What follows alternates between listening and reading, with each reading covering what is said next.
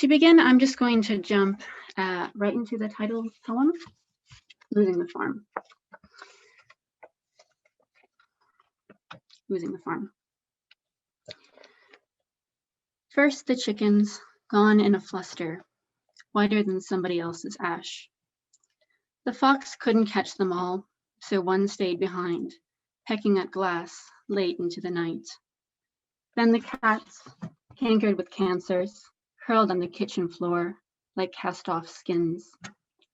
Hard to believe the gold-eyed creatures who mewed through our meals and drooled on our heads, who furred the couch with a sense of importance, could fit into a shoebox, but fit they did. Or that the sway-backed donkey from the neighbor's farm, always smaller than you'd expect, like your grandmother once a year, could smell as he did, 2 weeks missing in a small heap in the back field. That the hail would come a second time, a third, that my father would bang the duck gate hard on his way to the truck that last time, hard as the hurricane that pulled the animals to our basement, where they waited 2 by 2, wide-eyed and quiet. That it would still be quiet. That I would unlock the gate to my apartment each morning and dress in city clothes. That stockings wouldn't always run when I tugged them on. That I would own a tablet or a phone. But I did lose my dirty fingernails and ragged legs, my purpled forearms, my duck-splashed feet. And I do start at the right click of a collar, or the fresh broken twitch of 2 eggs in a pan, the door slam of some distant car, deepening the night. And I do think about that last chicken whenever I can't sleep, at 1 a.m., at 3 a.m., and still. Her hollow bones and her tapping beak, the stars rushing hard behind her, the slow ticking of that caged reptilian heart. So like many poets, I think, I'm obsessed with loss and losing things. One of my favorite sayings about poetry that's always sort of struck me as true about my own work is that the true subject of poetry is the loss of the beloved. And so I think that this book, if it's about anything, is about losing a variety of different kinds of beloved. So farms, but also people, places, countries, and childhoods. Some of these draw on my own life. Many are written in persona. So I'm going to read 2 other poems that pick up on this theme, as it were. The first one is The Funeral, and the second is The Night Traveler. Okay. The Funeral. What we learned the day of the service was that the reception had been moved out of the church galley down the hall to the 3rd grade classroom, decorated with cutout Christs and handprint turkeys. A motto hung over the door, "Be good." The priest showed us the way, sweating and swinging his bad leg, explaining we'd thank him later for the air conditioning. Inside, the desks were shoved to one wall, and a fold-out table perched its legs by the blackboard. We arranged the pictures at the front of the room, where they looked from their June barbecues and Florida vacations, at the concrete out the window, gently steaming. Back in the church, the fans were running so loudly we couldn't hear ourselves, and the readings evaporated in the rafters, where the only things listening were the faces of window saints. Towards the end, the priest made a joke about the coolness of heaven. We followed him back to the classroom, which now held an array of danishes and cardboard boxes of coffee, half off from tops, he said. I drank cup after cup of decaf, lightening and lightening and lightening them with cream, watching the silent pictures watching us. How little we had in common. Their whole world had ended, while somewhere ours continued, past the flat voices and the shuffle around the room, past the borders of this town, where the fields fill with the flashlights of so many people looking for each other, flooding the skies here, floors and floors beneath the stars.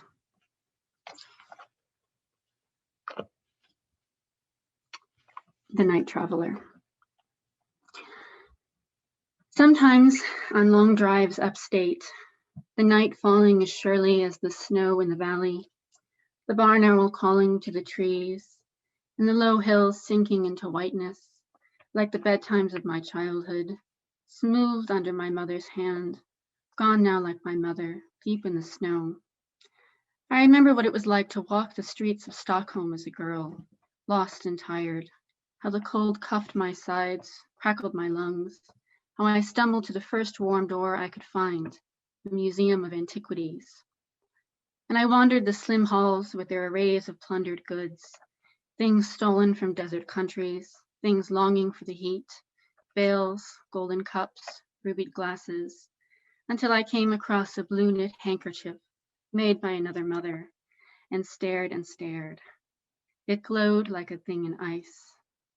And so I always think of it in this blue hour. It is the blue of country lakes, of clear skies, the blue of living things caught out in the cold. It is the blue of the soul, if I believed in it. It says that snow remembers it was once water, that what's lost can live under glass for 1,000 years. It says that you are here, my mother, in these fields, that I am driving through you always, that even the snow is deep in the blue of your life.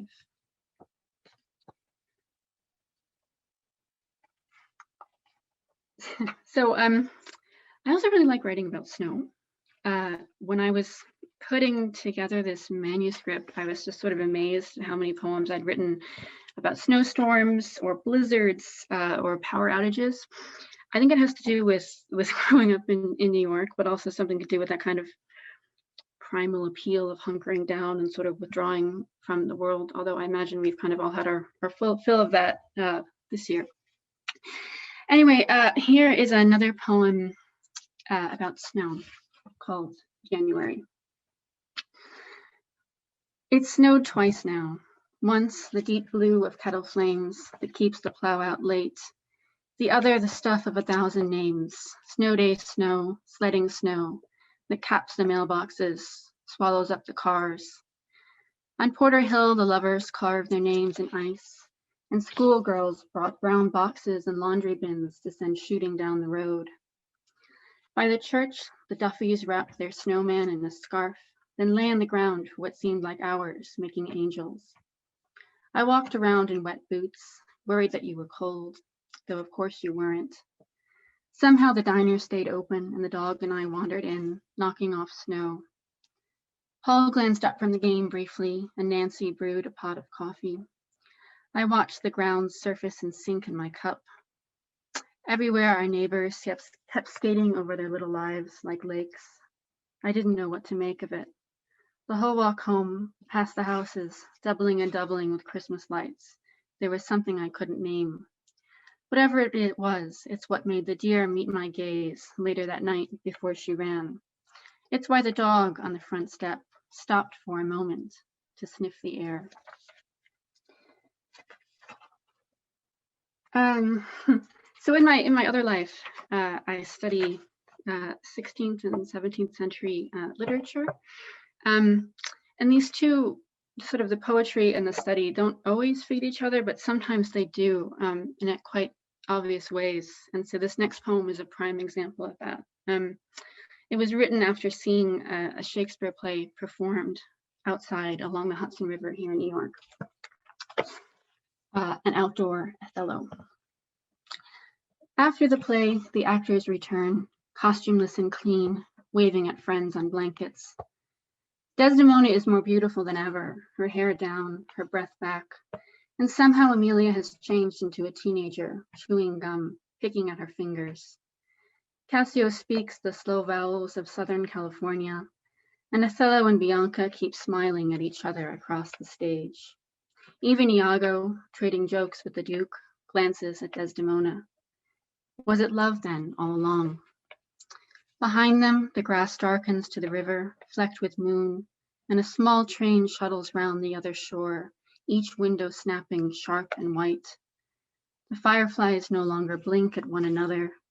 The oak holds its leaves taut, and still the actors stand next to the night, asking us to ask them something.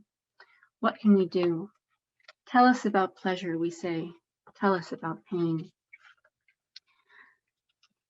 And I'm gonna close today with reading the last two poems in the book. One, which is just a short poem about spring in England, and the second, which is about many things, but comes probably out of my habit of writing many poems on trains. Okay. Equinox. Daffodils, far too many. Yellow, thick, pinwheeling from Wales, they crowd the storefronts, trample up the streets. Already the end of winter. Already the light moves like water in the river, leveling its thin layers, sifting through the slick and silt of runoff rain. I leave the daffodils on my desk, where they turn towards the slightest slice of sun, the drab dribble through the ivy, the car park flickering at dusk.